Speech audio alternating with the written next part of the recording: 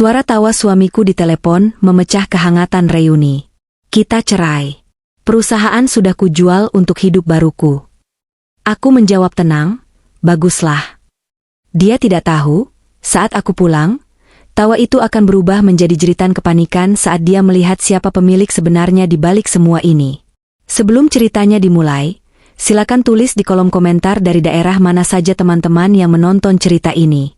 Jangan lupa like dan subscribe agar channel ini bisa semakin berkembang dan bisa mempersembahkan cerita yang lebih menarik lagi. Udara dingin Puncak, Bogor, sore itu terasa menusuk tulang, namun tidak mampu membekukan kehangatan yang sedang kurasakan. Di sebuah villa tua bergaya kolonial yang dikelilingi pohon pinus, aku duduk melingkar bersama teman-teman SMA-ku. Asap tipis mengepul dari cangkir teh melati yang kugenggam.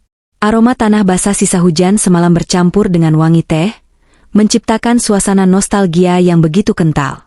Kami tertawa lepas, melupakan sejenak beban pekerjaan, urusan rumah tangga, dan kerutan-kerutan halus yang mulai muncul di wajah kami karena usia. Ras, kamu ingat gak dulu waktu kita bolos pelajaran fisika cuma buat makan seblak di belakang sekolah? Tanya Wulan, sahabatku yang kini berprofesi sebagai dokter gigi. Aku tersenyum simpul, mengangguk pelan. Ingat banget, Lan. Dan akhirnya kita berdua dihukum berdiri di lapangan basket sampai jam sekolah selesai. Rasanya kaki mau patah.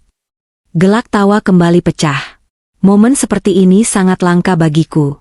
Sehari-hari, hidupku hanya berkutat pada tumpukan dokumen, memantau grafik saham, dan memastikan ribuan karyawan di bawah naungan perusahaanku tetap bisa makan.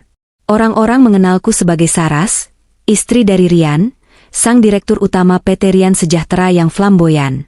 Di mata publik, akulah wanita beruntung yang hanya mendampingi suami sukses.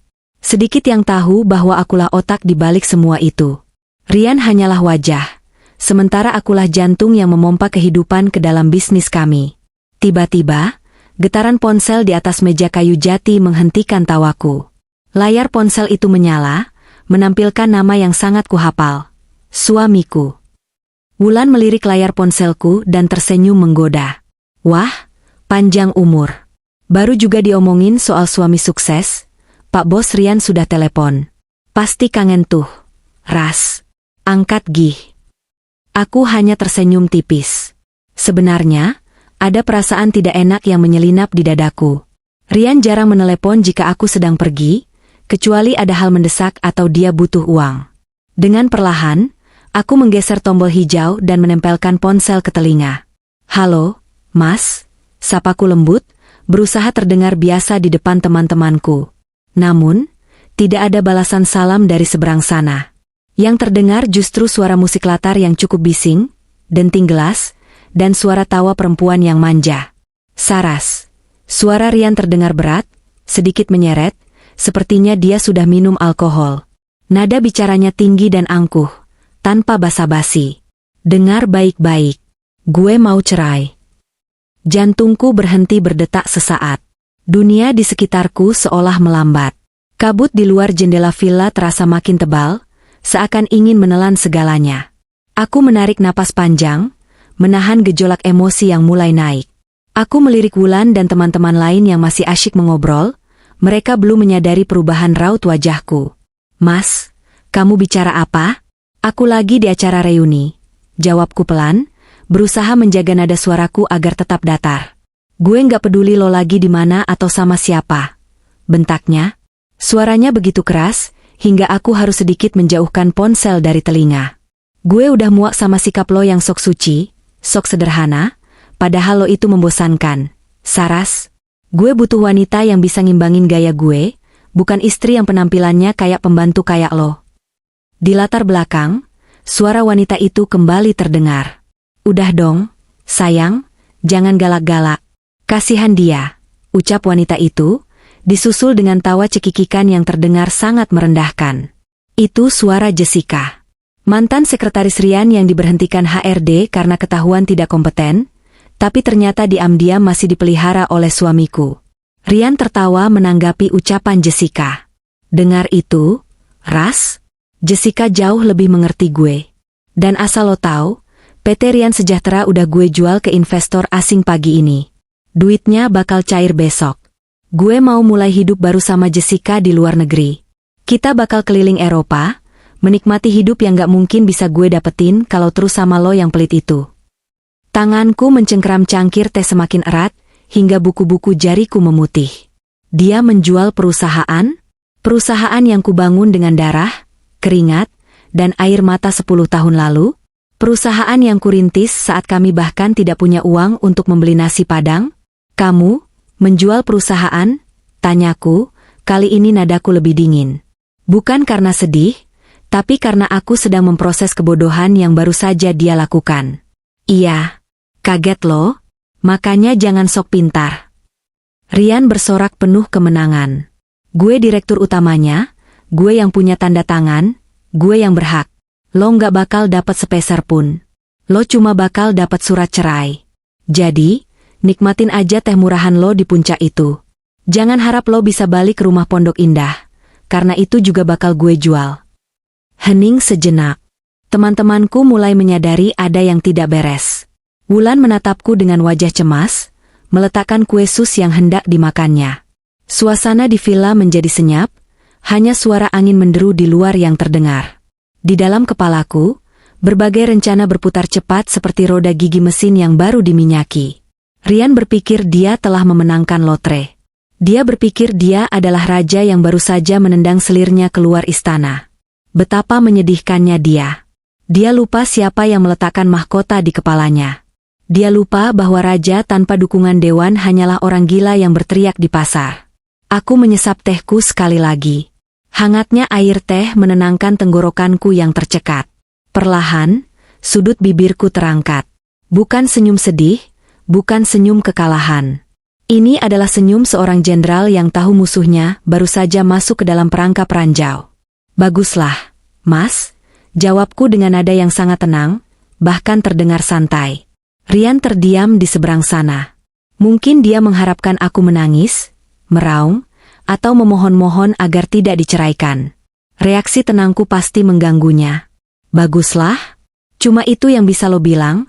Tanyanya dengan nada bingung bercampur kesal. Iya, baguslah. Selesaikan saja semuanya. Nikmati pestamu hari ini bersama Jessica. Lanjutku. Kita bicara di rumah besok pagi saat aku pulang. Itu pun kalau kamu masih punya nyali untuk menatap mataku. Tanpa menunggu jawabannya, aku memutus sambungan telepon. Aku meletakkan ponsel itu kembali ke meja dengan gerakan halus, seolah tidak terjadi apa-apa. Ras? Kamu oke? Siapa itu? Kenapa mukamu pucat tapi, senyummu kok seram begitu? Tanya Wulan, memegang lenganku. Aku menatap Wulan dan teman-temanku satu persatu. Maaf ya, teman-teman. Sepertinya liburanku harus berakhir lebih cepat. Ada hama yang harus kubersihkan di rumah. Hama? Maksudnya tikus? Tanya salah satu temanku yang lain dengan polos. Aku tertawa kecil, tawa yang terdengar kering. Iya, tikus besar yang serakah. Tikus yang lupa kalau dia hidup di lumbung padi milik siapa. Aku bangkit dari kursi, merapikan baju batiknya yang sederhana namun elegan. Kalian lanjutkan saja. Jangan khawatirkan aku. Justru, kalian harus berdoa untuk Rian. Karena mulai besok, hidupnya tidak akan pernah sama lagi. Aku berjalan menuju kamar untuk mengemas barang-barangku. Di luar, kabut mulai turun semakin pekat, menutupi pemandangan gunung. Langit berubah kelabu, seolah turut bersiap menyambut badai yang akan kubawa pulang ke Jakarta. Rian ingin perang? Baik. Akan kuberikan dia perang yang tidak akan pernah dia menangkan. Hujan turun dengan derasnya saat mobil SUV hitamku membelah jalanan tol Jagorawi arah Jakarta. Wiper mobil bergerak panik ke kiri dan ke kanan, berusaha menghalau air yang mengguyur kaca depan, namun pandanganku tetap buram. Langit sudah gelap gulita, hanya diterangi oleh lampu-lampu kendaraan lain yang tampak seperti kunang-kunang raksasa di tengah badai. Aku menyetir sendirian. Tidak ada sopir, tidak ada teman. Hanya aku, suara deru mesin, dan gemuruh petir yang sesekali menyambar di kejauhan. Kecepatan mobilku stabil di angka 80 km per jam. Aku tidak ingin terburu-buru mati konyol karena kecelakaan. Aku harus tetap hidup. Setidaknya sampai aku bisa melihat wajah Rian hancur besok pagi. Jalanan basah dan licin ini membawaku kembali pada ingatan 10 tahun yang lalu. Saat itu, hujan juga turun deras seperti ini. Tapi bedanya, dulu aku tidak naik mobil mewah seharga 2 miliar. Dulu, aku dan Rian berboncengan naik motor bebek butut yang knalpotnya sering meledak-ledak. Kami baru saja menikah, muda, bodoh, dan penuh mimpi. Pikiranku melayang ke sebuah ruko kecil berukuran 3x 4 meter di daerah Tanah Abang. Itu adalah kantor pertama kami. Ruko yang pengap, tanpa AC, hanya ada kipas angin tua yang berputar malas. Dindingnya catnya mengelupas, dan jika hujan deras seperti ini, atapnya pasti bocor. Kami harus menaruh ember di tengah ruangan agar air tidak membasahi stok barang. Aduh, Ras, bocor lagi nih. Lo gimana sih? Katanya udah ditambal kemarin. Suara Rian di masa lalu terngiang jelas di kepalaku. Saat itu, dia sedang duduk santai di kursi plastik sambil merokok. Sementara aku sibuk memindahkan tumpukan kain yang berat agar tidak basah. Mas, bantu dong. Jangan cuma ngomel. Aku kan udah naik ke genteng kemarin, tapi emang sengnya udah karatan semua. Jawabku saat itu, sambil menyeka keringat yang bercampur debu di dahiku. Rian tidak beranjak. Dia malah asyik dengan ponselnya, membalas pesan entah dari siapa. Ah, males. Lagian itu tugas lo ngurusin ginian. Gue kan direktur, tugas gue mikirin strategi besar, lobi-lobi klien, bukan ngurusin atap bocor. Direktur. Kata itu selalu menjadi mantra ajaib baginya. Sejak awal kami merintis PT Rian Sejahtera, nama yang dia pilih sendiri karena egonya yang besar, dia memang bersikeras ingin jabatan itu. Dia ingin kartu nama yang keren, dia ingin dipanggil, Pak Bos, oleh orang-orang. Karena aku mencintainya, dan karena aku tahu dia butuh pengakuan itu untuk kepercayaan dirinya, aku memberikannya. Ya sudah, Mas Rian jadi direktur utama. Biar Saras yang jadi komisaris dan urus operasional, kataku waktu itu dengan lugu. Aku tidak peduli dengan jabatan. Yang aku pedulikan adalah bagaimana bisnis ini bisa jalan, bagaimana kami bisa makan, dan bagaimana cicilan ruko bisa lunas. Tapi Rian lupa satu hal. Dia lupa siapa yang begadang tiap malam mengurus izin PT ke notaris. Dia lupa siapa yang bolak-balik ke kantor pajak, berdebat dengan petugas kelurahan, dan menyusun sistem keuangan sampai mata bengkak karena kurang tidur. Dia hanya tahu terima beres. Saat perusahaan mulai untung, dia yang sibuk membeli baju mahal, jam tangan bermerek, dan mentraktir teman-temannya untuk pamer kesuksesan. Lihat nih, istri gue pinter banget cari duit. Gue tinggal perintah, beres semua, ucapnya suatu kali di depan teman-teman tongkrongannya. Saat itu aku hanya tersenyum kecut, membawa nampan berisi kopi untuk mereka. Aku dianggap sekretaris pribadinya, bukan partner bisnisnya. Dan aku diam saja. Aku pikir, biarlah, yang penting suami senang. Yang penting rumah tangga aman. Bodoh. Betapa bodohnya aku saat itu. Cintaku telah membuatku buta. Aku membiarkan parasit tumbuh besar dan gemuk di tubuhku sendiri. Kilatan petir menyadarkanku kembali ke masa kini. Mobilku melewati gerbang tol Cibubur. Jakarta semakin dekat. 1 tahun yang lalu, aku mulai mencium gelagat busuk Rian. Uang perusahaan sering keluar tanpa laporan yang jelas. Biaya entertainment klien, alasannya setiap kali kutanya. Tapi, insting seorang istri dan pebisnis tidak bisa dibohongi. Aku mulai menyelidiki diam-diam. Dan benar saja, bukan klien yang dia entertain, melainkan Jessica. Jessica, si sekretaris baru yang penampilannya selalu menor dan roknya selalu kependekan. Aku ingat saat aku menemukan bukti transfer pembelian apartemen di Kemang, atas nama Jessica menggunakan rekening perusahaan. Rasanya seperti ada belati yang ditancapkan ke jantungku lalu diputar perlahan. Sakit, perih, tapi tidak berdarah. Saat itu aku ingin melabraknya. Aku ingin menjambak rambut Jessica dan menampar Rian. Tapi, ibu selalu mengajarkanku satu hal. Jangan mengambil keputusan saat sedang marah, dan jangan berjanji saat sedang senang. Jadi, aku diam. Aku menyusun rencana. Aku memeriksa kembali semua dokumen hukum perusahaan. Aku membaca ulang akta pendirian perusahaan yang kami buat 10 tahun lalu di notaris tua langganan ayahku. Dan di sanalah aku menemukan senjata itu. Sebuah pasal yang terselip rapi, Pasal yang mungkin tidak pernah dibaca oleh Rian, karena dia terlalu malas membaca dokumen tebal. Pasal 4. Pasal keramat yang menyatakan bahwa direktur utama hanyalah pelaksana. Segala keputusan strategis, termasuk penjualan aset, pinjaman bank di atas 1 miliar, dan perubahan struktur saham, wajib mendapatkan persetujuan tertulis dari komisaris utama. Dan siapa komisaris utamanya? Aku, Saraswati. Pemegang saham mayoritas sebesar 60%. Sisanya, 40%, memang milik Rian, tapi itu pun saham kosong yang kuberikan cuma-cuma agar dia merasa memiliki. Tanpa tanda tanganku, Rian hanyalah wayang tanpa dalang. Dia bisa bergerak, bisa bicara, tapi dia tidak bisa mengambil keputusan vital. Aku tersenyum miring di balik kemudi. Hujan mulai reda saat aku memasuki jalan tol dalam kota. Gedung-gedung pencakar langit Jakarta menyambutku dengan angkuh. Di salah satu gedung itu, atau mungkin di rumah mewah kami di Pondok Indah, Rian pasti sedang merayakan kemenangannya.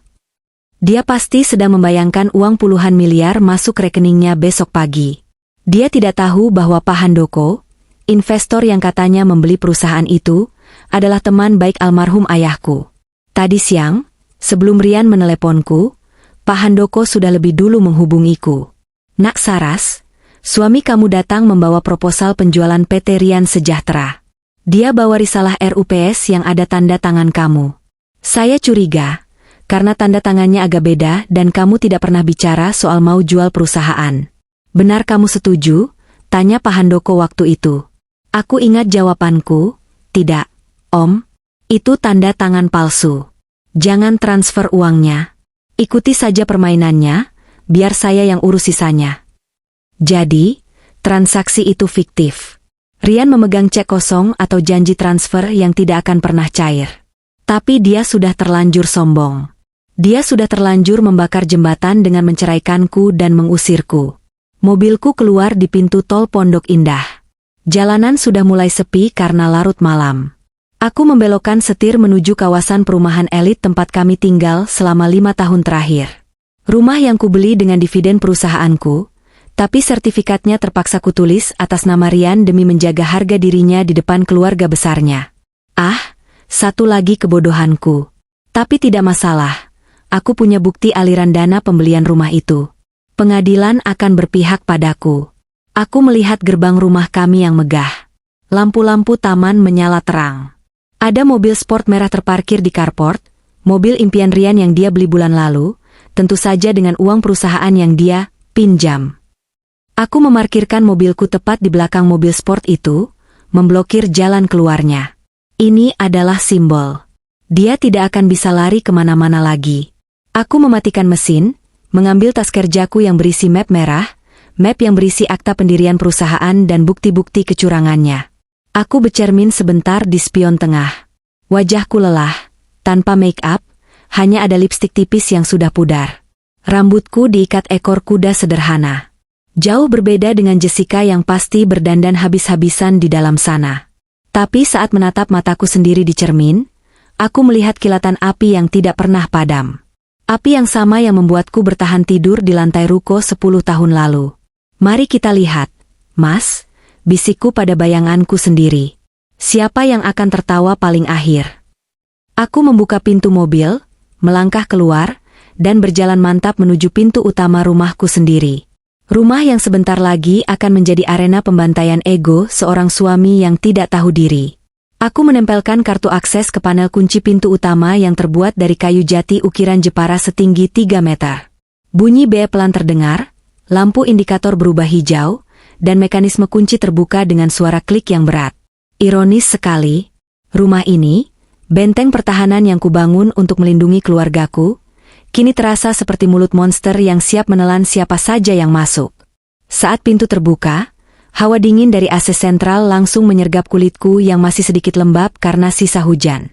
Aroma rumah ini masih sama, campuran wangi pengharum ruangan lavender mahal dan aroma kulit asli dari furnitur yang kami impor. Namun, malam ini ada aroma asing yang menyusup, wangi parfum wanita yang terlalu manis, menyengat, dan murahan. Wangi yang tidak pernah kupilih untuk rumahku. Langkah kakiku bergema di lantai marmer Italia berwarna krem, saat aku berjalan menuju ruang tengah. Rumah ini didesain dengan konsep open space, sehingga dari foyer depan, aku bisa langsung melihat ke ruang tamu utama yang menghadap ke kolam renang di belakang. Dan di sanalah mereka berada. Pemandangan yang membuat darahku mendidih, namun otakku memaksaku untuk tetap dingin sedingin es batu. Ryan duduk bersandar di sofa kulit Chesterfield favoritnya, sofa yang kubelikan sebagai hadiah ulang tahunnya 2 tahun lalu seharga 150 juta. Kakinya yang mengenakan sepatu pantofel mengkilap dinaikkan ke atas meja kopi marmer Carrara, tanpa peduli bahwa sol sepatunya mungkin kotor. Di tangan kanannya, dia menggoyangkan gelas kristal berisi cairan merah pekat, anggur merah vintage koleksiku yang kusimpan untuk momen spesial. Rupanya, momen spesial itu adalah merayakan kehancuran rumah tangganya sendiri. Di sampingnya, berdiri seorang wanita dengan gaun merah ketat yang memperlihatkan lekuk tubuhnya secara agresif. Jessica. Rambutnya di-styling gelombang besar ala selebriti Instagram, wajahnya dilapisi makeup tebal yang mungkin terlihat cantik di kamera tapi terlihat seperti topeng di bawah lampu gantung kristal ruang tamu kami. Dia juga memegang gelas anggur, tertawa manja menanggapi sesuatu yang baru saja diucapkan Ryan. Mereka belum menyadari kehadiranku. Aku berdiri diam di batas antara ruang makan dan ruang tamu, mengamati mereka seperti seorang ilmuwan mengamati perilaku tikus percobaan. Sayang, nanti kalau kita ke Paris, aku mau beli tas yang kayak dipakai Syahrini itu ya. Yang limited edition, rengek Jessica dengan suara dibuat-buat. Ryan tertawa lebar, suara yang dulu kusukai, tapi kini terdengar seperti suara gagak. Beli aja, Jess. Beli tokonya sekalian kalau perlu. Besok pagi, rekening aku bakal meledak. Uang penjualan perusahaan itu lebih dari cukup buat kita foya-foya 7 turunan. Si Saras mana ngerti beginian? Dia MAH taunya cuma nabung, investasi, nabung lagi. Hidup kok kayak kura-kura. Iya kasihan banget ya Mbak Saras. Kerja keras bagai kuda, yang nikmatin hasilnya kita. Timpal Jessica sambil terkikik, lalu menyesap anggurnya. Cukup. Aku sudah cukup mendengar pertunjukan badut ini. Aku melangkah maju, membiarkan bunyi hak sepatu kerjaku menghentak lantai marmer dengan irama yang tegas dan terukur. Tuk, tuk, tuk. Suara itu membuat mereka tersentak. Ryan menoleh cepat, hampir menumpahkan anggurnya. Jessica langsung menegakkan tubuh, wajahnya tampak kaget sesaat sebelum berubah menjadi senyum sinis yang meremehkan. Wah, sudah pulang rupanya, sapa Ryan. Dia tidak mengubah posisinya. Kakinya masih di atas meja, menunjukkan dominasi yang semu.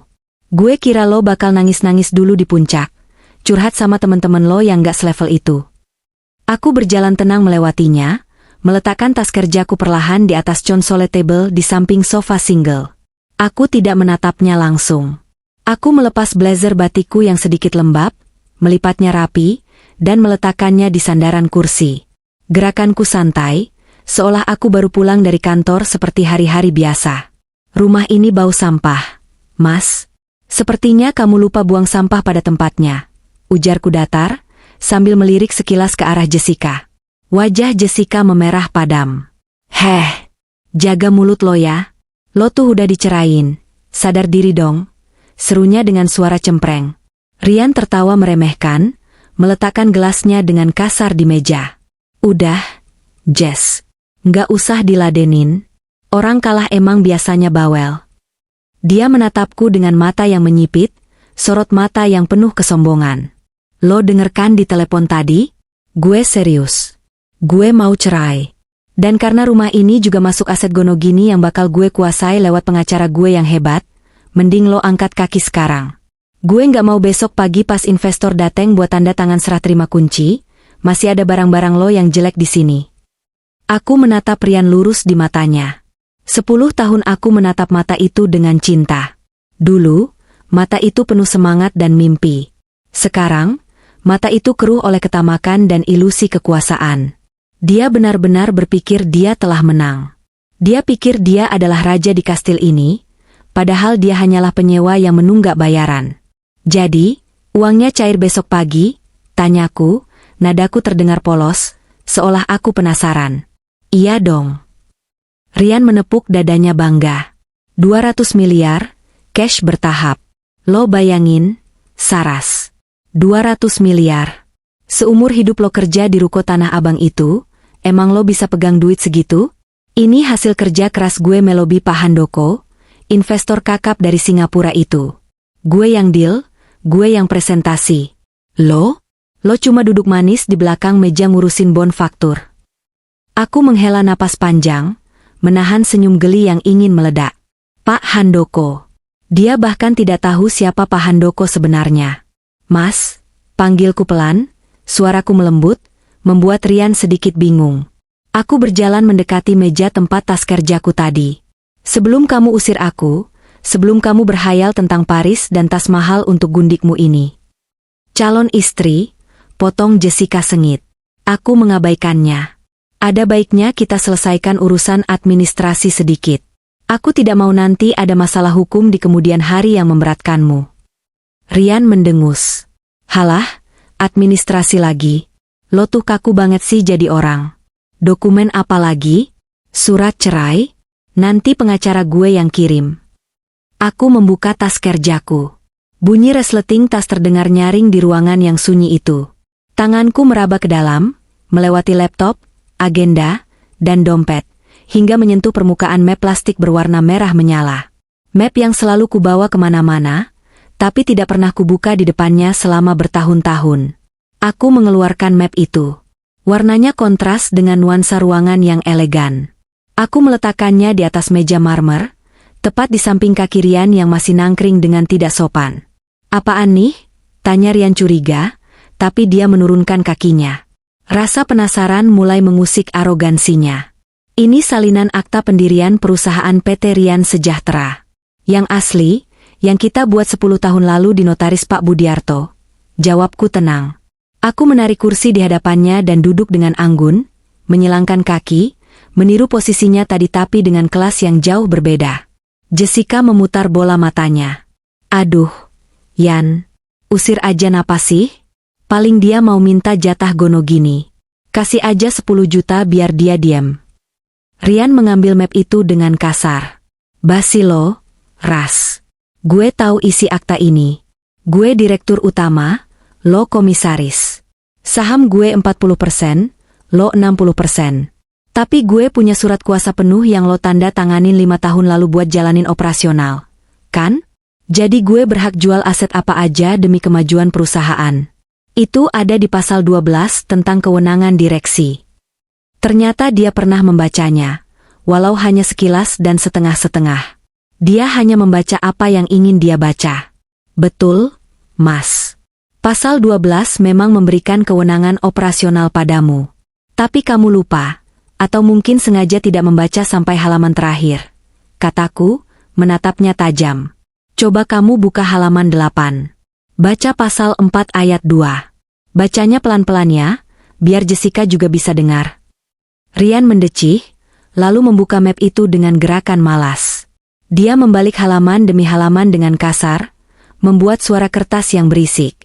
Jessica ikut melongok dari balik bahunya, wajahnya tampak bosan tapi ada sedikit kekhawatiran melihat betapa seriusnya aku. Saat Rian sampai di halaman 8, matanya memindai teks hukum yang tertulis rapat di sana.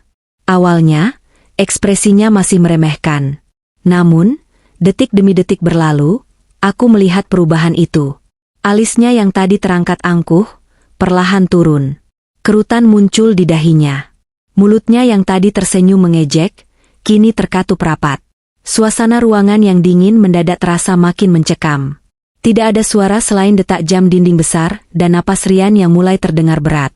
Ini apa maksudnya? Gumam Rian pelan, suaranya bergetar. Dia menunjuk paragraf itu dengan jari telunjuk yang gemetar. Aku tersenyum, kali ini senyumku lebar dan tulus. Senyum kemenangan. Baca yang keras, Mas. Biar jelas. Rian terdiam, tenggorokannya tampak naik turun menelan ludah. Dia tidak berani membacanya. Keringat dingin mulai muncul di pelipisnya meski suhu ruangan hanya 18 derajat Celcius. Melihat dia membeku, aku membantunya. Aku mendekatkan wajahku padanya, menatap manik matanya yang mulai dipenuhi ketakutan. Pasal 4 ayat 2, ucapku dengan diksi yang jelas dan intonasi seperti seorang hakim yang membacakan vonis mati. Setiap pemindahan tangan aset perusahaan, penjualan saham, atau pinjaman agunan yang bernilai di atas 1 miliar rupiah, wajib mendapatkan persetujuan tertulis dan tanda tangan basah dari Komisaris Utama dalam Rapat Umum Pemegang Saham Luar Biasa, RUPSLB. Segala transaksi yang dilakukan tanpa persetujuan tersebut dianggap batal demi hukum dan direksi yang bersangkutan bertanggung jawab secara pribadi atas segala kerugian yang timbul. Aku menyandarkan punggungku kembali ke kursi, menikmati pemandangan wajah Rian yang kini pucat pasi, seputih kertas yang dipegangnya. Kamu menjual perusahaan seharga 200 miliar, Mas. Itu jauh di atas 1 miliar, lanjutku santai. Pertanyaannya, kapan aku tanda tangan persetujuan itu? Kapan kita rapat umum pemegang saham? Keheningan yang terjadi setelah ucapanku terasa begitu berat, seolah atap rumah mewah ini baru saja runtuh menimpa kepala mereka berdua. Ruang tamu itu mendadak terasa sesak. Oksigen seakan tersedot keluar, digantikan oleh kepanikan yang mulai menguar dari tubuh Rian. Dia menatap lembaran kertas itu seolah-olah benda itu adalah surat kutukan.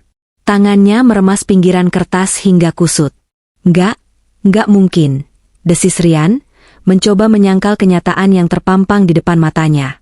Dia menoleh padaku dengan tatapan nyalang, campuran antara marah dan takut. Lo ngejebak gue. Pasal ini nggak ada sebelumnya. Lo pasti baru nambahin ini kan? Aku tertawa kecil, tawa yang kering dan tanpa humor. Jangan konyol, Mas. Itu akta asli yang ada stempel notaris dan Kemenkumham 10 tahun lalu. Kamu sendiri yang tanda tangan di sebelah situ, aku menunjuk tanda tangannya sendiri di bagian bawah halaman. Kamu ingat hari itu? Kamu buru-buru mau main futsal sama teman-temanmu, jadi kamu tanda tangan tanpa baca. Kamu bilang, urusan tetek bengek hukum biar lo aja yang pusing. Ras. Ingat? Wajah Rian berubah dari pucat menjadi merah padam karena malu dan marah. Dia ingat. Tentu saja dia ingat. Sifat meremehkan hal-hal kecil itulah yang kini menjadi bumerang yang memenggal lehernya sendiri. Jessica yang sedari tadi diam karena bingung, mulai merasakan bahaya. Dia mengguncang lengan Rian. Yan, maksudnya gimana sih? Pasal-pasal apa itu aku nggak ngerti. Intinya duitnya tetap cairkan besok? Kan kamu udah tanda tangan kontrak sama investornya. Rian menepis tangan Jessica kasar. Dia berdiri, mondar-mandir di depan meja seperti setrikaan panas. Diam dulu lo, gue lagi mikir. Bentaknya pada Jessica. Wanita itu tersentak kaget. Matanya berkaca-kaca, tidak percaya pria yang tadi menjanjikannya dunia kini membentaknya seperti anjing. Rian berbalik menatapku lagi, mencoba mencari celah. Oke, fine. Ada pasal itu. Tapi gue udah kasih dokumen RUPS ke Pak Handoko. Di situ ada tanda tangan lo yang menyatakan setuju. Jadi secara legal, di mata investor, transaksi itu sah. Aku mengangkat alis. Oh ya? Tanda tangan aku? Kapan aku tanda tangan? Ya gue yang tanda tanganin. Rian berseru frustrasi, keceplosan mengakui kejahatannya sendiri. Gue tiru tanda tangan lo? Mirip banget kok. Pak Handoko nggak bakal tahu bedanya. Lagian dia orang asing, dia nggak bakal cek detail begituan. Aku menggeleng-gelengkan kepala, merasa takjub dengan kedangkalan berpikirnya. Dia benar-benar menggali kuburnya sendiri semakin dalam.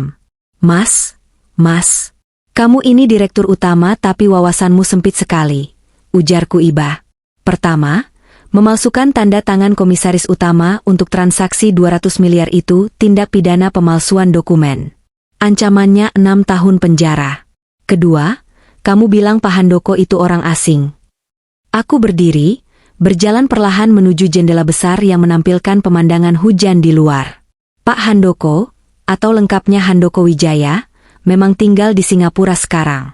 Tapi dia orang asli Solo. Dia teman satu angkatan almarhum Bapak di Fakultas Ekonomi dulu. Dia orang yang meminjami Bapak modal pertama saat Bapak bangkrut tahun 98. Dia sudah seperti paman bagiku. Aku berbalik menatap Rian. Rahang Rian jatuh terbuka. Matanya membelalak sempurna. Gelas anggur di meja tersenggol sikunya yang gemetar dan jatuh ke lantai. Pecah berkeping-keping. Prang! Cairan merah tumpah di atas karpet bulu domba putih impor, menyebar seperti darah. Tapi tidak ada yang peduli. Lo kenal dia? Suara Rian nyaris tak terdengar, serak dan kering. Tadi siang, 5 menit setelah kamu keluar dari ruang rapatnya dengan senyum lebar, Pak Handoko meneleponku. Jelasku dengan nada dingin yang menusuk. Dia bilang, "Ras, suamimu nekat sekali. Dia bawa risalah RUPS bodong. Om tahu tanda tangan kamu, Ras. Tanda tangan kamu itu ada tarikan khas di huruf S yang diajarkan bapakmu. Yang di kertas ini polos, kaku. Ini palsu." Aku melangkah mendekati Rian yang kini tampak seperti orang yang baru saja melihat hantu. Om Handoko mau langsung lapor polisi tadi siang. Tapi aku bilang, "Jangan dulu, Om. Biar Rian merasa menang dulu. Biar dia terbang tinggi dulu, supaya jatuhnya sakit." Jadi, Mas, transaksi yang kamu banggakan itu batal. Om Handoko sudah membatalkan sepihak karena cacat hukum dan etika tidak baik. Tidak ada uang 200 miliar yang cair besok. Tidak ada, nol besar. Rian terduduk lemas kembali ke sofa. Kakinya seolah tak bertulang. Tatapannya kosong menatap pecahan gelas di lantai. Mimpinya tentang hidup mewah di Eropa, tentang kebebasan dari istri membosankan, semuanya hancur lebur dalam hitungan detik. Jessica menjerit histeris. "Apa? Nggak jadi cair? Yan, kamu bohong kan? Kamu bilang kamu udah pegang ceknya." Jessica menerjang Rian, memukul dada pria itu dengan kepalan tangannya. "Kamu bilang kamu kaya. Kamu bilang perusahaan itu punya kamu. Kamu nipu aku ya? Aku udah resign dari kantor lama gara-gara kamu janjiin mau bawa aku ke Paris. Ganti rugi nggak?" "Ganti rugi." Rian tidak melawan. Dia hanya diam, membiarkan Jessica memukulinya. Jiwanya sepertinya sudah melayang pergi. "Cukup dramanya," potongku tegas. Suaraku membuat Jessica berhenti memukul dan menoleh padaku dengan wajah berantakan air mata dan maskara luntur. "Jessica, daripada kamu sibuk minta ganti rugi sama orang yang sebentar lagi jadi narapidana, mending kamu pikirkan nasibmu sendiri," kataku sambil menatapnya tajam. "Maksud lo apa? Gue nggak salah apa-apa. Gue cuma korban rayuan buaya ini," bela Jessica, mencoba mencuci tangan. "Oh ya? Korban?" Aku tertawa sinis. Di map itu, di balik halaman akta, ada satu dokumen lagi. Coba kamu lihat. Karena Rian masih mematung, aku mengambil map itu dan mengeluarkan lembar terakhir. Itu adalah printout rekening koran perusahaan bulan lalu. Transfer ke rekening atas namamu, Jessica Amelia. Total 500 juta rupiah dalam 2 bulan terakhir. Keterangannya, vendor interior kantor. Padahal kantorku tidak pernah renovasi, ujarku sambil menunjukkan baris-baris angka yang di stabilo kuning. "Kamu menerima uang hasil penggelapan perusahaan. Dalam hukum, itu namanya penadah atau tindak pidana pencucian uang, TPPU.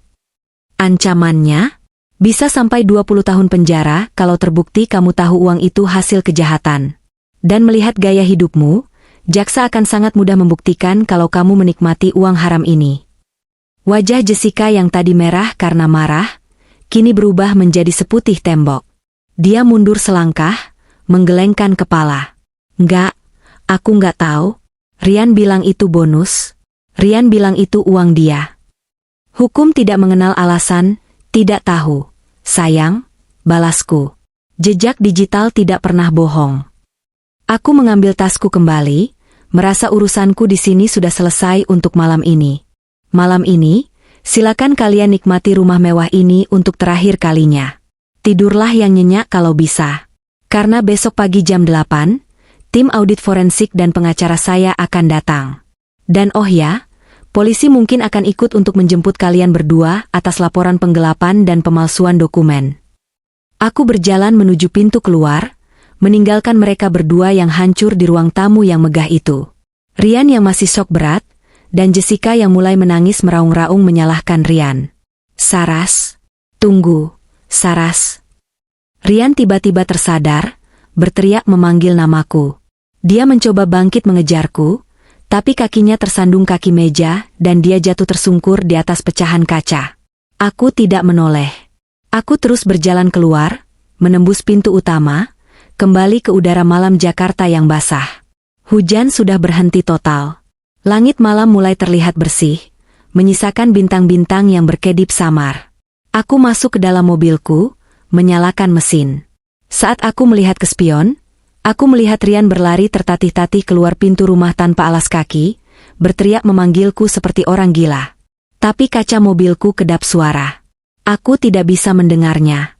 Dan yang lebih penting, aku sudah tidak peduli. Hatiku yang dulu penuh cinta untuknya, kini sudah kosong. Kosong, bersih, dan siap diisi dengan ambisi baru untuk membangun kembali kerajaanku. Sendirian, tanpa benalu. Aku menginjak gas, meninggalkan rumah pondok indah itu di belakang punggungku. Ini baru permulaan. Besok, perang yang sesungguhnya baru akan dimulai di kantor. Dan aku sudah tidak sabar melihat wajah para direksi saat aku membongkar Borok, sang raja, di depan mata mereka. Pagi itu, kawasan SCBD, Sudirman Central Business District, tampak sibuk seperti biasa. Langit Jakarta yang cerah seolah kontras dengan badai yang sedang kupersiapkan di lantai 25 gedung Menara Kencana, markas besar PT Rian Sejahtera. Aku tiba pukul 7 pagi, 2 jam lebih awal dari jam masuk kantor. Mengenakan setelan blazer berwarna biru dongker yang membalut tubuhku dengan tegas, aku melangkah masuk ke lobi. Para satpam dan resepsionis yang biasanya menyapa Rian dengan takut-takut, kini menatapku dengan hormat dan sedikit bingung. Mereka jarang melihatku di kantor ini dalam setahun terakhir. Sejak Rian secara halus menyingkirkan aku dari operasional harian. "Selamat pagi, Bu Saras," sapa Pak Asep, kepala keamanan gedung, sambil membungkuk sopan. "Pagi, Pak Asep. Tolong pastikan tim audit eksternal dari firma hukum Audit Wijaya diperbolehkan masuk langsung ke ruang rapat utama. Dan satu lagi," aku berhenti sejenak, menatap Pak Asep lekat-lekat. "Matikan akses kartu milik Pak Rian dan Nona Jessica mulai detik ini. Jika mereka datang, biarkan mereka masuk lobi, tapi jangan biarkan mereka naik lift eksekutif tanpa izin saya." Pak Asep tampak terkejut, namun ia adalah karyawan lama yang setia pada almarhum bapakku. Dia mengangguk tegas. "Siap, Bu. Laksanakan." Aku naik ke lantai 25. Suasana kantor masih sepi. Aku berjalan menyusuri lorong, menyentuh meja-meja kubikel karyawan. Aku ingat saat membeli meja-meja ini di toko furnitur bekas di Senen, karena anggaran kami terbatas. Kini, kantor ini penuh dengan barang mewah, tapi jiwanya keropos. Aku masuk ke ruang rapat utama, tempat di mana nasib, kerajaan, palsu Rian akan diputuskan. Pukul 9.30 waktu Indonesia Barat. Rapat Dewan Direksi dan Komisaris sudah dimulai. Di ruangan itu hadir Direktur Keuangan, Direktur Operasional, Manajer HRD, dan tim audit forensik yang dipimpin oleh Pak Teguh, seorang auditor senior yang terkenal killer. Suasana hening mencekam. Kami sedang meninjau tumpukan dokumen yang terpampang di layar proyektor. Tiba-tiba, keributan terdengar dari luar pintu kaca yang buram. Suara teriakan laki-laki yang sangat familiar. "Apa-apaan ini? Kenapa kartu gue nggak bisa? Gue bos di sini. Buka pintunya atau gue pecat kalian semua." Itu suara Rian. Dia datang terlambat, seperti biasa. Dan sepertinya dia membawa Jessica, karena terdengar suara lengkingan protes wanita juga. "Maaf, Pak Rian, akses Bapak ditolak sistem. Bapak harus lapor ke resepsionis." Terdengar suara satpam mencoba menahan. "Minggir lo, gue yang punya gedung ini." Brak, pintu ruang rapat terbuka paksa. Rian menerobos masuk dengan napas terengah-engah, wajahnya merah padam karena amarah, rambutnya sedikit berantakan. Di belakangnya, Jessica mengekor dengan wajah angkuh, menenteng tas Hermes, yang kutahu dibeli pakai uang vendor, seolah dia adalah ibu negara. Namun, langkah mereka terhenti seketika saat melihat siapa yang duduk di kursi pimpinan rapat. Kursi yang biasanya diduduki Rian. Aku duduk di sana, tenang. Kedua tanganku terlipat di atas meja. Di belakangku, layar proyektor raksasa menampilkan grafik aliran dana yang merah membara. "Selamat datang, Pak Direktur Utama. Anda terlambat 1 jam, sapaku dingin." Rian ternganga melihat komposisi orang-orang di ruangan itu. Dia melihat Pak Teguh dan timnya yang berseragam hitam-hitam, lalu melihat para direktur lain yang menundukkan kepala, tidak berani menatap matanya. Saras? Apa-apaan ini? Kenapa lo duduk di situ? Dan kenapa akses gue diputus? Rian mencoba menggertak, berjalan mendekat ke arah meja. Jessica berdiri di sampingnya, melipat tangan di dada, mencoba mengintimidasi ruangan, namun gagal total karena semua orang memandangnya dengan tatapan jijik. Silakan duduk, Rian. Kamu juga, Jessica. Kebetulan sekali kamu datang, jadi kita tidak perlu memanggilmu lewat surat panggilan polisi, kataku sambil menunjuk 2 kursi kosong di ujung meja, posisi paling rendah dalam hierarki rapat. Polisi? Maksud lo apa? Jessica mendelik. Duduk, bentak Pak Teguh tiba-tiba. Suaranya menggelegar, membuat nyali Rian dan Jessica menciut seketika. Mereka berdua akhirnya duduk dengan canggung. Aku memberi kode pada Pak Teguh untuk memulai presentasi. Berdasarkan audit forensik yang kami lakukan semalam suntuk atas permintaan Ibu Komisaris Utama, Pak Teguh memulai, menekan tombol remote. Layar proyektor berubah menampilkan sebuah tabel Excel yang sangat rumit namun jelas. Kami menemukan indikasi kuat adanya fraud atau kecurangan sistematis yang dilakukan oleh saudara Rian selaku Direktur Utama. Rian pucat. Itu data apa? Kalian gak berhak audit tanpa izin gue. Komisaris Utama berhak melakukan audit kapan saja, Pak Rian.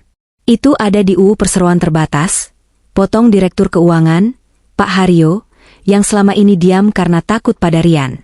Kini, melihat Rian sudah tidak bertaring, Pak Haryo mulai berani bicara.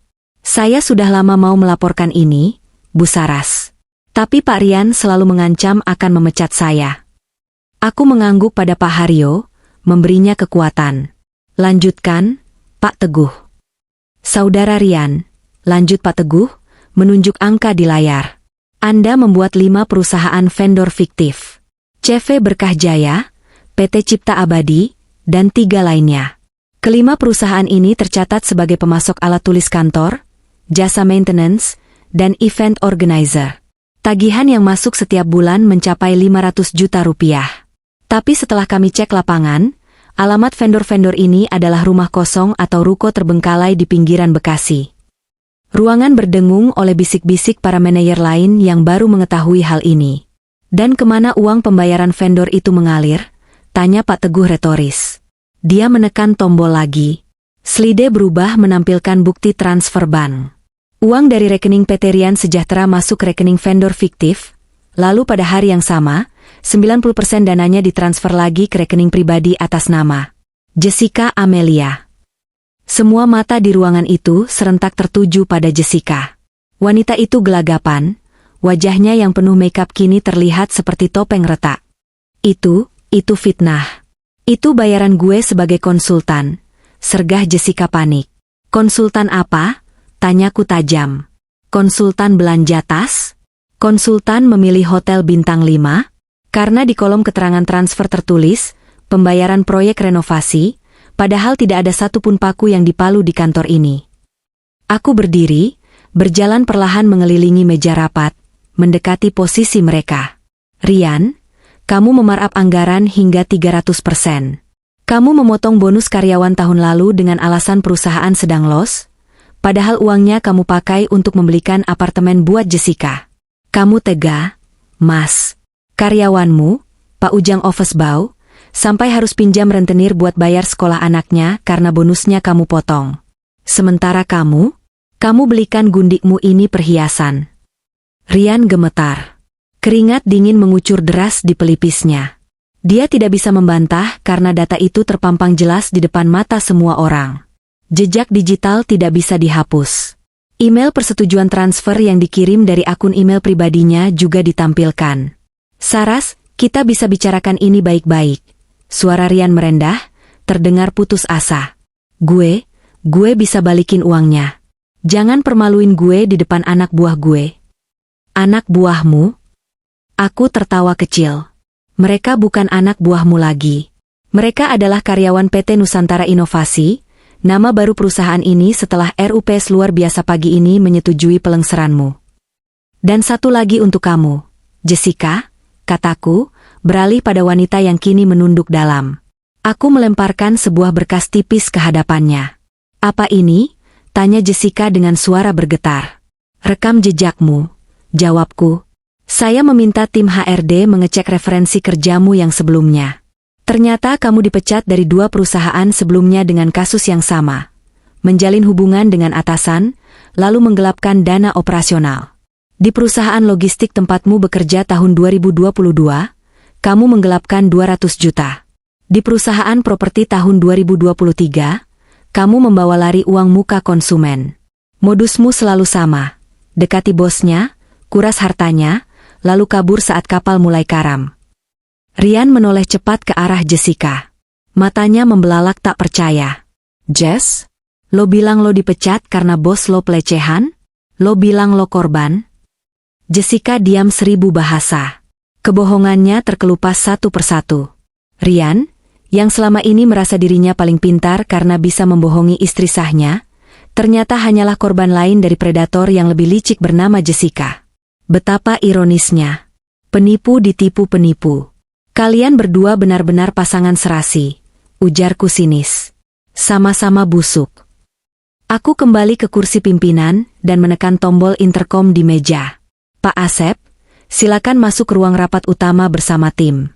Bawa Pak Ryan dan saudari Jessica keluar dari gedung ini sekarang juga. Pastikan mereka tidak membawa aset perusahaan sekecil apapun, termasuk laptop, ponsel kantor, dan kendaraan dinas. Pintu terbuka. Pak Asep masuk bersama 4 satpam berbadan tegap. Ryan berdiri, mencoba mempertahankan sisa-sisa harga dirinya yang sudah hancur. Lo nggak bisa usir gue kayak gini, Saras. Gue pendiri perusahaan ini. Gue suami lo. Mantan suami, dan mantan direktur. Koreksiku tegas. Dan soal pendiri, di akta notaris, nama pendiri tunggal adalah Saraswati. Kamu hanya co-founder yang kebetulan dapat saham gratisan. Sekarang, silakan keluar sebelum saya panggil polisi untuk menyeret kalian. Pak Asep memegang lengan Ryan dengan tegas. Mari, Pak. Jangan bikin keributan. Ryan meronta, tapi tenaga satpam jauh lebih kuat. Dia diseret paksa keluar ruangan. Jessica buru-buru berdiri, menyambar tasnya, dan mencoba lari mengikuti Ryan, tapi langkahnya tertahan oleh ucapanku. Tunggu, Jessica, panggilku. Dia menoleh, matanya penuh ketakutan. Tas itu, aku menunjuk tas Hermes di tangannya. Itu dibeli pakai kartu kredit perusahaan tanggal 15 bulan lalu. Itu aset perusahaan. Tinggalkan di sini. Jessica melotot. Enggak, ini punya gue. Tinggalkan atau saya tambahkan pasal pencurian dalam laporan polisi nanti sore, ancamku. Dengan tangan gemetar dan wajah penuh kebencian, Jessica membanting tas mahal itu ke meja rapat. Isinya berhamburan keluar, lipstik, bedak, dan tisu. Dia lalu berlari keluar ruangan menyusul Ryan, tanpa tas, tanpa harga diri, dan tanpa uang. Suasana ruang rapat kembali hening setelah mereka pergi. Aku menarik napas panjang, menatap wajah-wajah direksi dan tim audit yang masih tegang. Maaf atas drama pagi ini, Bapak Ibu sekalian, kataku lembut namun berwibawa. Mari kita lanjutkan rapatnya. Kita harus menyusun strategi untuk membersihkan nama baik perusahaan dan mengembalikan kerugian yang mereka buat. Kerja kita masih panjang. Semua orang mengangguk hormat. Kali ini, anggukan mereka tulus. Bukan karena takut, tapi karena percaya. Sang ratu telah kembali ke tahtanya, dan sang raja palsu telah terusir selamanya. Lobi gedung Menara Kencana yang luas dan berlapis marmer itu, kini berubah menjadi panggung drama paling memalukan bagi Ryan. Biasanya, dia berjalan melintasi lobi ini dengan dagu terangkat tinggi, menyebar senyum palsu, dan menikmati sapaan hormat dari setiap karyawan yang berpapasan dengannya. Tapi hari ini, dia diseret, benar-benar diseret, oleh 2 orang satpam, sementara 2 satpam lainnya mengawal Jessica yang berjalan tertunduk di belakangnya. Berita tentang pengusiran Ryan menyebar lebih cepat daripada api yang menyambar bensin. Di era digital ini, gosip tidak lagi berbisik, ia berteriak lewat grup WhatsApp kantor. Saat Ryan digiring menuju pintu keluar, puluhan karyawan, mulai dari staf administrasi, tim IT, hingga cleaning service, sudah berkumpul di area lobi, berpura-pura sedang istirahat atau menunggu lift. Mata mereka menatap Rian bukan lagi dengan takut, tapi dengan tatapan mencemooh, kasihan, dan beberapa bahkan terang-terangan merekam kejadian itu dengan ponsel mereka. Aku bisa membayangkan caption yang akan mereka tulis di media sosial, Karma is real, atau The Fall of the Arrogant Boss. Lepasin gue bisa jalan sendiri, teriak Rian, mencoba melepaskan cengkeraman Pak Asep di lengannya. Jas mahalnya yang seharga 10 juta kini kusut. Kancingnya ada yang lepas satu saat dia meronta tadi. Maaf, Pak. Ini prosedur, jawab Pak Asep datar, terus mendorongnya menuju pintu putar kaca. Begitu mereka terdorong keluar dari dinginnya AC gedung ke udara Jakarta yang panas dan lembab, mimpi buruk Rian ternyata belum selesai. Di area drop-off lobby, tepat di depan mobil Porsche kuning mentereng yang biasa diparkirnya di slot VIP, sekelompok pria berbadan besar dengan jaket kulit dan tampang sangar sudah menunggu. Mereka bukan tamu perusahaan. Mereka adalah debt collector, atau yang biasa dikenal di jalanan Jakarta sebagai mata elang. Salah satu dari mereka, pria berkulit gelap dengan rambut cepak, melangkah maju menghadang Rian. Di tangannya ada selembar surat tugas. Siang, Pak Rian, sapanya dengan nada yang tidak ramah sama sekali. Kami dari pihak Leasing Multi Finance. Kami mendapat instruksi untuk menarik unit kendaraan Porsche 911 dengan plat nomor B1RYN ini, karena sudah menunggak cicilan selama 3 bulan. Rian, yang baru saja diusir dari kantornya sendiri, menatap penagih utang itu dengan mata nanar. Apa? Nggak mungkin. Gue udah bayar. Bulan lalu gue suruh staf keuangan transfer. Staf keuangan Bapak bilang, Bapak yang suruh tahan pembayaran cicilan mobil buat bayar party ulang tahun pacar Bapak. Jawab si penagih utang dengan santai namun menusuk. Dia melirik Jessica yang berdiri di belakang Rian. Jessica membuang muka. Lagi pula, tambah penagih itu, kartu kredit Bapak yang biasa buat auto debit juga sudah declinet semua sejak pagi tadi. Jadi, kuncinya mana, Pak? Atau kami harus derek paksa? Kalau diderek paksa nanti lecet, harga jualnya turun, utang Bapak makin numpuk loh. Wajah Rian berubah dari merah menjadi abu-abu. Dia meraba saku celananya, mencari kunci mobil yang merupakan simbol kejayaannya yang terakhir. Tanpa mobil itu, dia hanyalah pria pengangguran dengan setelan jas kusut. Tolong kasih gue waktu 1 hari. Rian memohon, suaranya parau, nyaris menangis.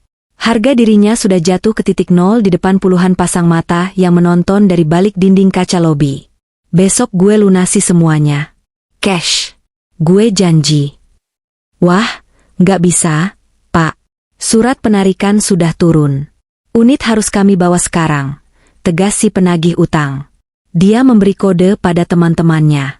2 orang maju, siap mengambil tindakan fisik jika Rian melawan. Dengan tangan gemetar hebat, Rian mengeluarkan kunci mobil berlogo kuda jingkrak itu dari sakunya. Dia menatap kunci itu seolah menatap nyawanya sendiri yang akan dicabut. Si penagih menyambar kunci itu dengan kasar. Terima kasih atas kerjasamanya, Pak, ejeknya. Mesin Porsche itu menderu nyaring saat dinyalakan oleh salah satu penagih. Sebuah suara yang dulu membuat Rian merasa gagah, kini terdengar seperti ejekan yang menyakitkan. Mobil itu mundur perlahan, lalu melesat pergi meninggalkan pelataran lobi, membawa serta sisa-sisa kebanggaan Rian. Hening sejenak di pelataran lobi yang panas itu. Rian berdiri mematung menatap jejak ban mobilnya. Dia menoleh ke samping, mencari satu-satunya sekutu yang dia miliki. Jess? Panggilnya lirih. Jess, kita naik taksi aja ya ke apartemen lo. Dompet gue ketinggalan di atas, gue pinjam HP lo buat pesen Grab. Jessica, yang sejak tadi dia mengamati kehancuran Rian, mundur selangkah. Tatapannya berubah total. Tidak ada lagi tatapan manja, tidak ada lagi panggilan, sayang. Yang ada hanya tatapan dingin seorang pebisnis yang melihat investasi bodong. Apartemen gue? Tanya Jessica dengan nada tinggi. Maksud lo apartemen yang cicilannya juga nunggak itu? Yan, lo sadar nggak sih? Apartemen itu kan atas nama lo, cuma gue yang tempatin. Kalau lo bangkrut gini, bentar lagi apartemen itu juga bakal disita bank. Ya nanti kita pikirin caranya.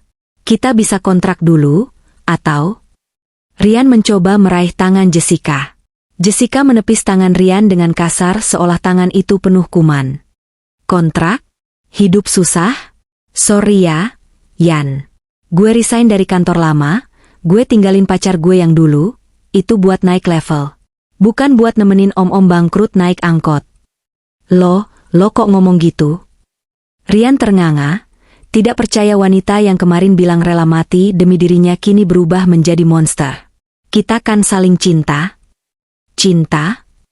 Jessica tertawa culas. Cinta itu butuh duit. Rian, tanpa duit, cinta lo itu cuma omong kosong. Gue nggak bisa makan cinta. Gue nggak bisa beli skincare pakai cinta. Jessica mengeluarkan ponselnya, tapi bukan untuk memesankan taksi buat Rian. Dia memesan untuk dirinya sendiri. Gue cabut. Jangan hubungi gue lagi. Anggap aja kita nggak pernah kenal. Dan jangan harap gue mau jadi saksi lo di pengadilan nanti. Gue bakal bilang gue juga korban penipuan lo. Sebuah taksi Bluebird yang kebetulan lewat berhenti setelah Jessica melambaikan tangan. Tanpa menoleh lagi, Jessica masuk ke dalam taksi, membanting pintu, dan pergi meninggalkan Rian sendirian di trotoar panas Jakarta. Aku menyaksikan semua adegan itu dari balkon lantai 2. Dari ketinggian ini, Rian terlihat begitu kecil. Dia berdiri sendirian di tengah hiruk-pikuk orang yang berlalu lalang. Pundaknya merosot, kepalanya tertunduk. Dia menoleh ke atas, mungkin merasakan tatapanku. Mata kami bertemu sejenak. Jarak memisahkan kami, tapi aku bisa melihat kehancuran di matanya. Dia mengangkat tangan sedikit, entah mau melambai atau meminta tolong, tapi aku hanya diam. Aku tidak tersenyum, tidak juga menangis. Aku berbalik badan, meninggalkan balkon itu. Drama sudah selesai. Penonton sudah bubar. Saatnya aku kembali bekerja. Masih banyak dokumen yang harus kutandatangani untuk menyelamatkan perusahaan ini dari puing-puing yang ditinggalkan oleh lelaki yang dulu kusebut suami. Di bawah sana, Rian terduduk di trotoar, menutupi wajahnya dengan kedua tangan, sementara matahari Jakarta bersinar terik tanpa ampun, membakar kulitnya dan membakar masa depannya hingga menjadi abu. Aroma kopi basi, asap rokok yang menempel di baju para pengunjung, dan dinginnya AC yang menusuk tulang, adalah hal pertama yang menyambutku saat melangkah masuk ke lobi Polres Metro Jakarta Selatan. Hari itu hari Selasa, tapi kantor polisi ini ramainya luar biasa. Orang-orang berlalu lalang dengan wajah bermacam-macam. Ada yang cemas, marah, menangis, hingga pasrah. Aku datang bukan sebagai pengunjung biasa. Aku datang sebagai pelapor yang membawa tumpukan bukti setebal 5 cm untuk mengakhiri babak menyedihkan dalam hidupku. Di sampingku berjalan Pak Arman, pengacara senior perusahaan yang sudah kukenal sejak zaman mendiang Bapak. Beliau membawa tas kulit berisi dokumen asli yang tempo hari kutunjukkan pada Rian, ditambah hasil audit forensik lengkap yang sudah dijilid rapi. Kami berjalan melewati lorong-lorong panjang dengan cat dinding krem yang mulai mengelupas di beberapa bagian. Suara ketikan mesin tik tua yang masih dipakai di beberapa ruangan beradu dengan suara printer modern, menciptakan simfoni birokrasi yang memusingkan. Ibu Saras, penyidik sudah menunggu di ruang unit 2. Tersangka Rian juga sudah diamankan sejak tadi malam setelah kita melapor via telepon dan mengirimkan bukti awal, bisik Pak Arman pelan. Aku hanya mengangguk. Hatiku berdebar, bukan karena takut, tapi karena sensasi aneh mengetahui bahwa pria yang pernah tidur di sebelahku selama 10 tahun kini berstatus tersangka. Ada rasa nyeri yang halus, namun logika dan akal sehatku buru-buru mematikannya. Rian yang memilih jalan ini. Aku hanya membantunya sampai ke tujuan akhir.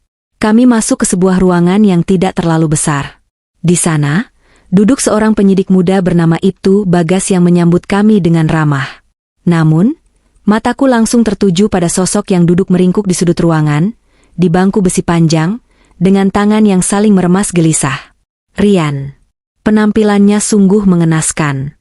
Baru 24 jam sejak dia diusir dari kantor dan mobilnya ditarik leasing. Tapi rasanya dia sudah menua 10 tahun. Kemeja putih bermerek yang kemarin dipakainya kini kusut masai, kotor di bagian kerah, dan beberapa kancingnya terbuka tidak rapi. Rambutnya yang biasanya klimis tertata pomade, kini acak-acakan dan lepek oleh keringat. Wajahnya dipenuhi bayangan hitam bekas cukuran jenggot yang mulai tumbuh kasar, dan matanya merah bengkak, dikelilingi lingkaran hitam yang pekat. Saat aku melangkah masuk, Rian mengangkat kepalanya. Tatapan kami bertemu. Dulu, Tatapan itu selalu penuh percaya diri, bahkan arogan. Sekarang, yang ada hanya ketakutan murni dan keputusasaan seorang anak kecil yang tersesat di pasar malam. Saras, suaranya parau, pecah di tengah-tengah.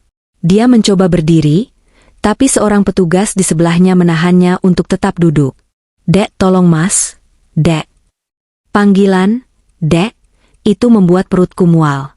Dia tidak pernah memanggilku begitu sejak dia merasa sukses. Dia selalu memanggilku, Ras, atau Ibu, dengan nada meremehkan. Sekarang, saat dia butuh pelampung, dia kembali menggunakan panggilan sayang masa lalu kami. Manipulasi klasik. Aku menarik kursi di hadapan meja penyidik, duduk dengan punggung tegak, sama sekali tidak menoleh padanya.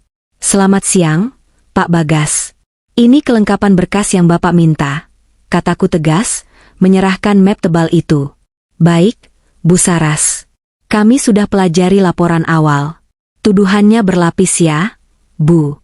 Pasal 263 KUHP tentang pemalsuan dokumen, Pasal 374 KUHP tentang penggelapan dalam jabatan, dan ada indikasi TPPU juga karena aliran dana ke pihak ketiga," jelas Pak Bagas sambil membolak-balik berkas. Mendengar pasal-pasal itu disebutkan, Rian mulai terisak. Suara tangisnya terdengar menyedihkan di ruangan sempit itu. "Saras, tolong cabut laporannya, Mas mohon." Rian meracau, mengabaikan peringatan petugas. Dia tiba-tiba merosot dari kursinya, berlutut di lantai kotor kantor polisi, dan mencoba merangkak ke arah kakiku. "Mas hilaf, Dek. Mas dijebak sama Jessica. Sumpah, Mas nggak sadar waktu ngelakuin itu semua. Mas cuma mau bahagiain kamu, bahagiain kita." Petugas hendak menariknya, tapi aku mengangkat tangan, memberi isyarat agar membiarkannya bicara sebentar. Aku ingin melihat seberapa rendah dia bisa menjatuhkan harga dirinya. Aku memutar kursi, menatapnya yang kini bersimpuh di dekat sepatu hak tinggiku. "Bahagiain aku?" tanyaku pelan, tapi nadaku tajam setajam silet. "Dengan cara memalsukan tanda tanganku? Dengan cara menjual perusahaan yang kubangun dengan darahku? Dengan cara berselingkuh dan membiayai pelacur itu pakai uang keringat karyawan?" Rian mendongak, air mata dan ingus bercampur di wajahnya yang kusam. Itu setan yang bisikin Mas. "Dek, Mas nyesel. Mas janji bakal perbaiki semuanya. Kita mulai dari nol lagi ya. Mas rela kerja jadi kuli panggul asal sama kamu. Masih ada cintakan di hati kamu buat Mas? 10 tahun, Saras. 10 tahun kita sama-sama. Jangan buang Mas ke penjara." Aku menatapnya lurus-lurus. Memori 10 tahun itu berputar cepat di kepalaku. Saat kami makan mie instan satu mangkok berdua. Saat dia sakit demam berdarah dan aku menungguinya di rumah sakit seminggu penuh tanpa tidur. Saat kami pertama kali mendapat proyek besar dan berpelukan sambil menangis bahagia. Ya, memori itu ada. Tapi memori itu kini tertutup oleh bayangan wajahnya yang sombong kemarin sore, saat dia mengusirku dari rumahku sendiri, saat dia tertawa bersama Jessica, saat dia merendahkan penampilanku. Cinta itu sudah mati, Rian. Kamu sendiri yang membunuhnya, memutilasinya, dan membuangnya ke tempat sampah demi ambisi sesaatmu. Berdiri, Rian, perintahku dingin. Dia menggeleng, memeluk kakiku erat-erat. "Nggak mau. Sebelum kamu maafin Mas, kamu istri yang baik, Saras. Ibu kamu selalu ngajarin buat berbakti sama suami kan? Maafin Mas, Dek, Mas takut di penjara." Mendengar dia membawa-bawa nama ibuku, amarahku meledak.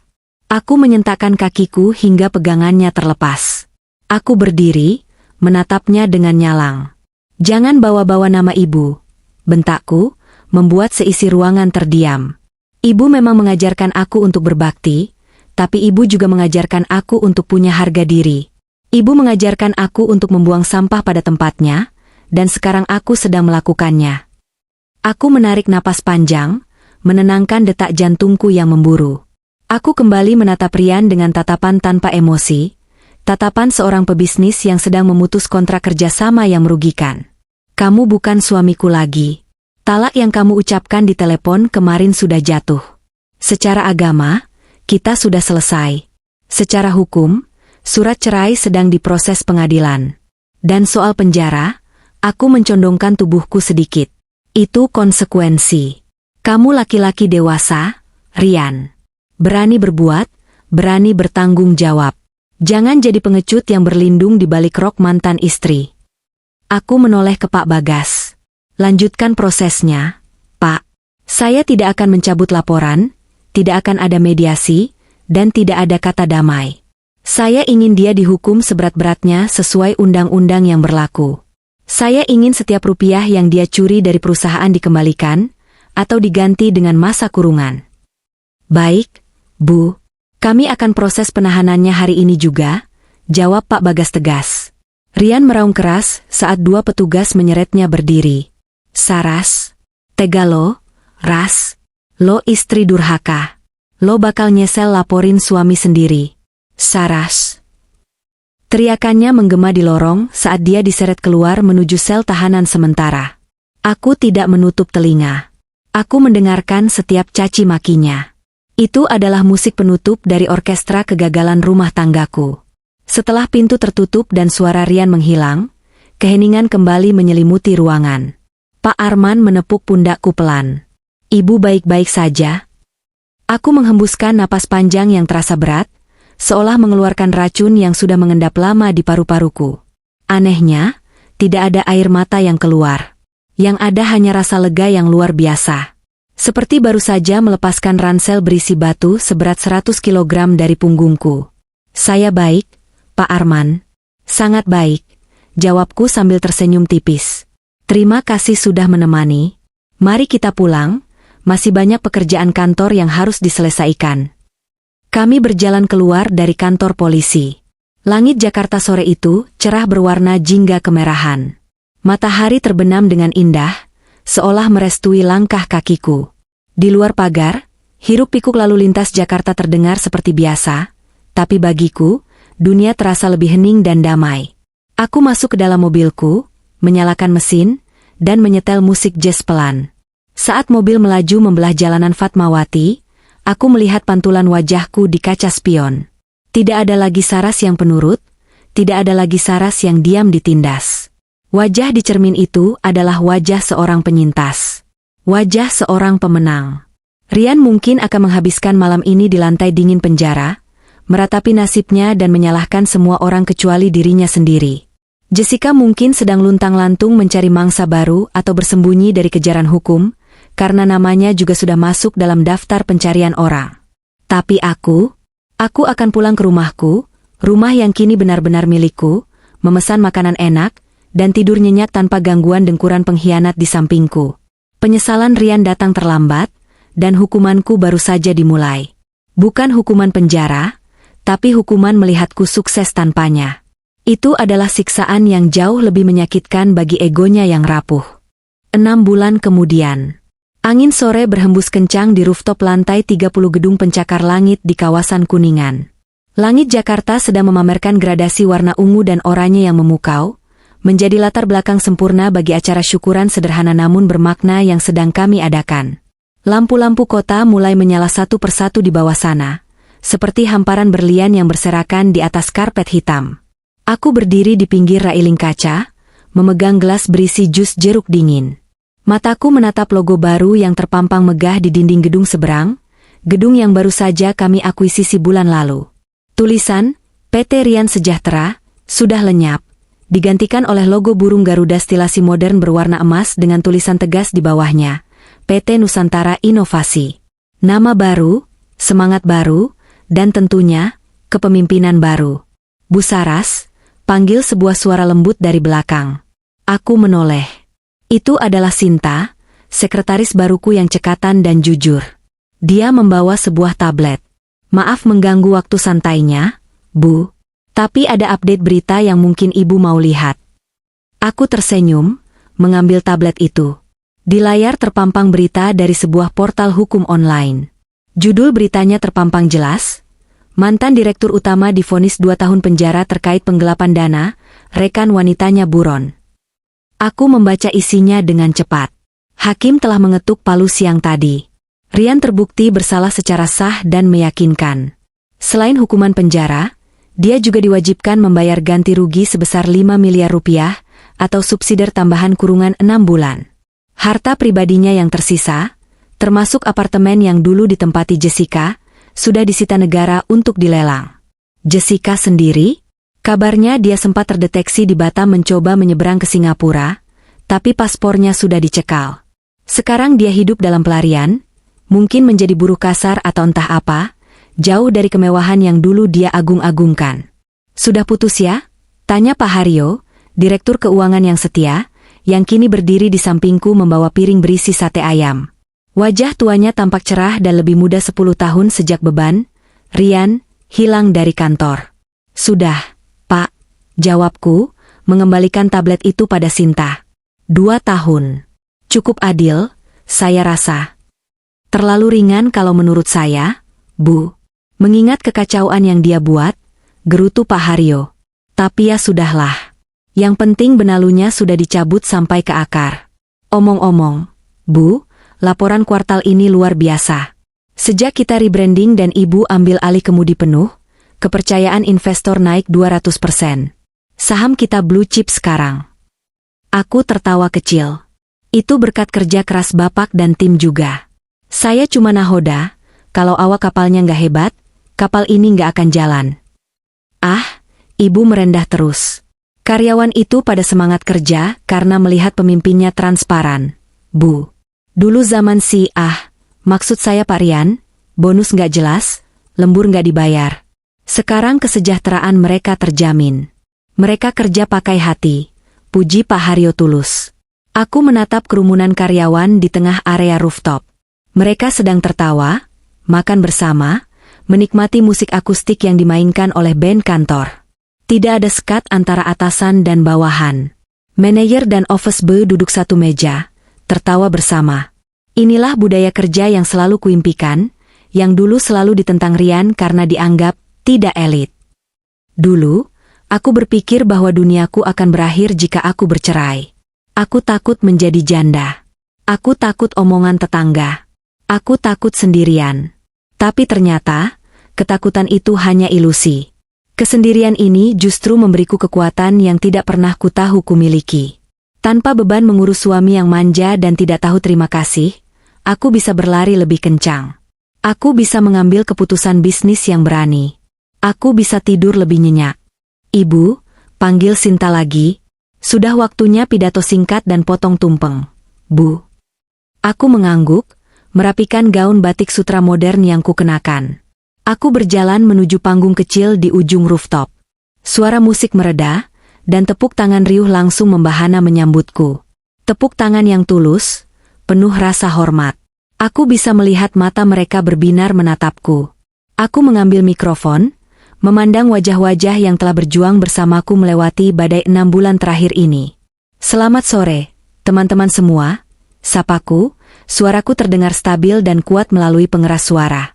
Sore, Bu Bos, jawab mereka serempak, penuh semangat. Hari ini, kita tidak hanya merayakan nama baru perusahaan kita. Kita merayakan kemerdekaan kita, ujarku, membuat suasana menjadi hening dan hikmat. 6 bulan lalu, banyak yang memprediksi perusahaan ini akan bangkrut. Banyak yang bilang kapal ini akan karam karena nahodanya berganti. Tapi kalian membuktikan mereka salah. Kita membuktikan bahwa integritas, kerja keras, dan kejujuran akan selalu menang melawan kelicikan. Aku berhenti sejenak, menelan ludah, menahan haru. Nusantara inovasi lahir dari abu kehancuran masa lalu. Kita belajar bahwa sukses bukan tentang pamer mobil mewah, atau gaya hidup hedonisme. Sukses adalah ketika kita bisa bermanfaat bagi banyak orang, ketika kita bisa tidur dengan tenang tanpa dikejar rasa bersalah, dan ketika kita bisa berdiri tegak di atas kaki sendiri. Aku mengangkat gelasku tinggi-tinggi. Untuk awal yang baru. Untuk masa depan yang cerah. Dan untuk kita semua yang tidak pernah menyerah. Bersulang. Bersulang, teriak ratusan karyawan serempak. Di tengah riuh rendah perayaan itu, aku menengadah menatap langit Jakarta yang kini sudah gelap sempurna. Bintang-bintang bersinar terang. Aku teringat telepon Rian di puncak 6 bulan lalu. Telepon yang menghancurkan hatiku saat itu, tapi ternyata menjadi anugerah terindah dalam hidupku. Jika dia tidak menceraikanku, mungkin aku masih menjadi istri bodoh yang diperbudak cinta buta. Jika dia tidak serakah, mungkin aku tidak akan pernah menemukan potensi terbesarku. Terima kasih, Rian, batinku. Terima kasih sudah menghancurkanku, sehingga aku bisa menyusun diriku kembali menjadi versi yang jauh lebih kuat, lebih indah, dan tak terkalahkan. Aku berbalik badan, meninggalkan pagar pembatas, dan berjalan masuk ke tengah kerumunan timku. Tawa mereka adalah musik terbaik. Dan senyum di wajahku saat ini bukan senyum terakhir yang penuh kesedihan. Ini adalah senyum pertama dari ribuan senyum kemenangan yang akan datang di hari-hari esok. Di balik hujan Jakarta yang pernah membasahi pipiku, kini terbit pelangi yang abadi.